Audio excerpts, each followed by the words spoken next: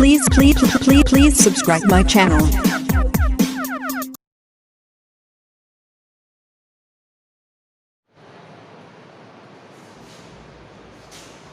हाँ तो भाई बहनों, आज ऑनलाइन क्लास में आपका फिर से स्वागत है। और आज हम पढ़ते हैं अपने इस सारांश में अगला जो चैप्टर है हमारा कुंवर नारायण। तो कुंवर नारायण के इसमें हमें दो कविताएं दी हुई है। एक है कविता के बहाने और दूसरी है बात सीधी थी। तो आज हम उसका जो एक भाग है कविता के बहाने उसका अध्ययन करते हैं। और हम कविता का अध्ययन करें उसके पहले हमें पढ़ना है परीक्षा की दृष्टि को देख करके हमारा कवि परिचय।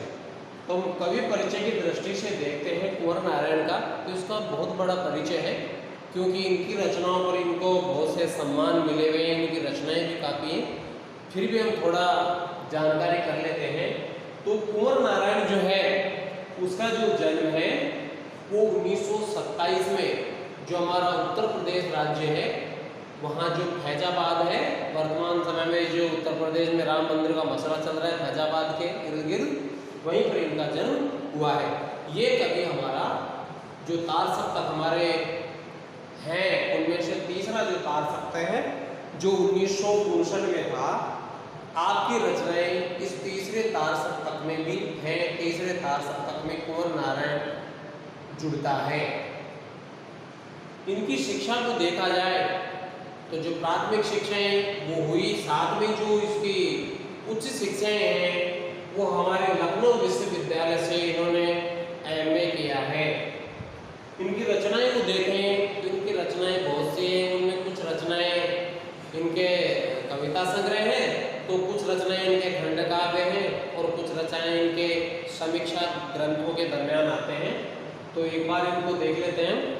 इनकी रचनाओं में चक्रव्यूह, परिवेश हम तुम, अपने सामने, कोई दूसरा नहीं, इन दिनों, बास प्रभा के बहाने, आकारों के आसपास, कविता के बहाने आदि। वैसे ये कविता के बहाने जो है वो हमारा इन दिनों जो इनका कविता संग्रह अभी हमने देखा ऊपर, इन दिनों में से लिया हुआ है।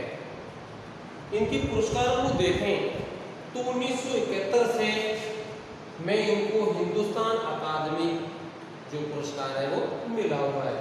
1973 में इनको प्रेमचंद सम्मान मिला है। 1982 में इनको तुलसी सम्मान मिला है और 1987 में इनको हिंदी संस्थान का सम्मान भी मिला हुआ है। 1995 में साहित्य अकादमी और 1995 में व्यास सम्मान, यानी दोनों सम्मान इनको 1995 में मिले हैं। एक साहित्य अकादमी है तो एक है व्यास सम्मान। 2001 में इनको कबीर सम्मान से भी सम्मानित किया गया है। और 2001 में इनको जो लोहिया है उस लोहिया के नाम पर जो सम्मान है लोहिया सम्मान, उससे भी इनको सम्मानित किया हुआ है। 2005 में इनको जो हिंदी साहित्य का सबसे बड़ा जो पुरस्कार है ज्ञानपीठ पुरस्कार वो इनको मिला हुआ है। और 2009 में इनको जो हमारे राष्ट्र के लिए जो बड़े गर्व वाले रत्न हैं 4, उनमें से पद्म भूषण पुरस्कार इनको 9 में मिला हुआ है। इन्होंने यात्राएं भी अन्य देशों की काफ़ी की, जिन्हें हम जान सकते हैं चीन है, पोलैंड है, रूस है, ये मुख्य देश हैं। इनकी रचनाएं के साथ में इन्होंने यात्राएं भी की ताकि इन यात्राओं से इनको अनुभव बहुत अधिक प्राप्त हुआ है। तो इनकी जो कविता है इस कविता में हम पढ़ेंगे आज, क्योंकि जो पहले की जो दिए हुए हैं तो हमारे पूर्व के जो इस कविता के द्वारा यह है कि कविता का सम्मान कितना है। क्योंकि मनुष्य जो वर्तमान में है वो भौतिकता और यांत्रिकता के युग में जीवन यापन कर रहा है। उसमें हमारे कविता का महत्व बहुत कम लोगों ने, समाज ने आंक रखा है, लेकिन कविता का महत्व इस यांत्रिकता और भौतिकता के युग में बहुत अधिक है। कुछ उदाहरणों के द्वारा हमारे कुंवर नारायण जो है कुछ उदाहरणों के द्वारा हमारी कविता के महत्व को आगे बढ़ाते हैं कि कविता का किस प्रकार से महत्व बना हुआ है।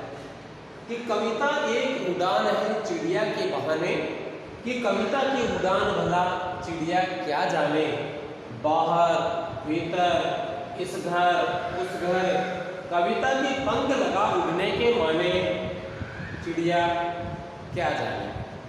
देखो हम जानते हैं कि चिड़िया बहुत ऊंचाई तक अंतरिक्ष में उड़ सकती है, तो चिड़िया मानती है कि मेरी उड़ान के बाद में कोई ऐसा है ही नहीं जो मेरे से ज़्यादा उड़ सके। क्यों? क्योंकि चिड़िया जो है वो यानी सबके घरों में बाहर भीतर तक आकाश में ऊंचाई तक इस घर में उस घर में काफ़ी तेज उड़ती है, लेकिन कविता का उड़ना भी कम नहीं है। यानी कविता एक उड़ान है चिड़िया के बहाने। जिस प्रकार कविता यानी चिड़िया उड़ती है उसी प्रकार कविता भी हमारी उड़ती है।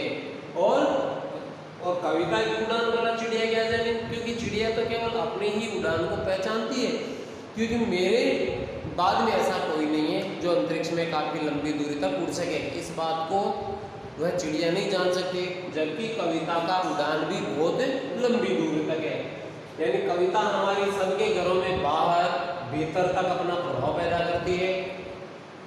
इस घर में उस घर में सब घरों में कविता अपना प्रभाव अपना संदेश छोड़ती है कि कविता के पंख लगा उड़ने के माने। और कविता कैसे उड़ती है? यानी अपने कल्पना रूपी पंखों से। जिस प्रकार चिड़िया अपने पंखों से उड़ती है काफी ऊंचाई तक, उसी प्रकार से हमारी जो कविता है वो कल्पना रूपी पंखों के सहारे उड़ती है। और चिड़िया क्या जाने, और चिड़िया इस बात को नहीं समझ सकती कि कविता कल्पना रूपी पंखों के सहारे मेरे से भी अधिक ऊंचाई तक उड़ सकती है। इसीलिए कुंवर नारायण ने यहाँ प्रश्नवाचक चिन्ह छोड़ा है कि चिड़िया कभी भी कविता की उड़ान को नहीं जान सकती।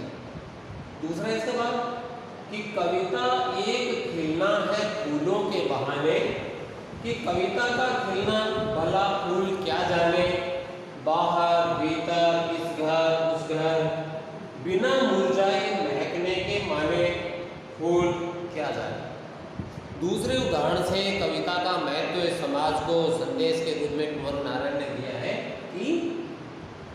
कि कविता एक खिलना है फूलों के माने।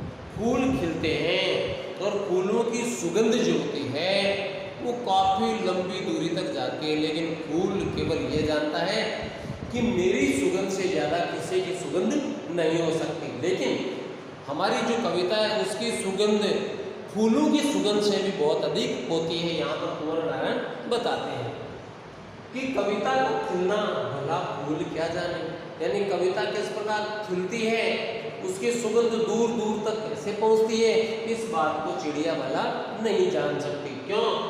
कि बाहर भीतर इस घर उस घर, यानी जो सुगंध होती है फूल की, जो खुशबू होती है, महक होती है, वो इस घर में उस घर में बाहर तक भीतर तक उसकी सुगंध फैल जाती है। लेकिन कविता भी खिलती है फूलों की ही तरह, और उसका खिलना कैसे है उसको फूल नहीं जान सकता। और कविता की जो खुशबू है वो इस घर से लेके उस घर तक, बाहर से लेके भीतर तक फैलती है। कैसे फैलती है?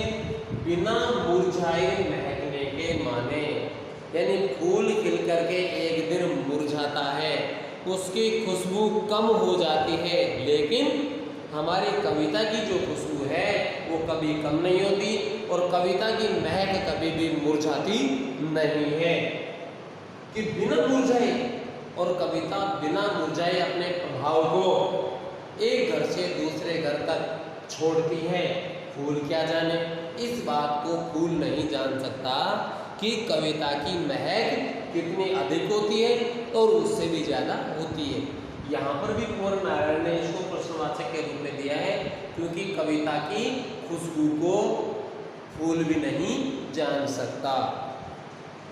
इसी का तीसरा भाग कि कविता एक खेल है बच्चों के बहाने, बाहर भीतर यह घर वह घर, सब घर एक कर देने के माने, बच्चा ही जाने। अब तीसरे उदाहरण में बहुत महत्व है इसका कि कविता एक खेल है बच्चों के मन। बच्चे विभिन्न प्रकार के खेल खेलते हैं।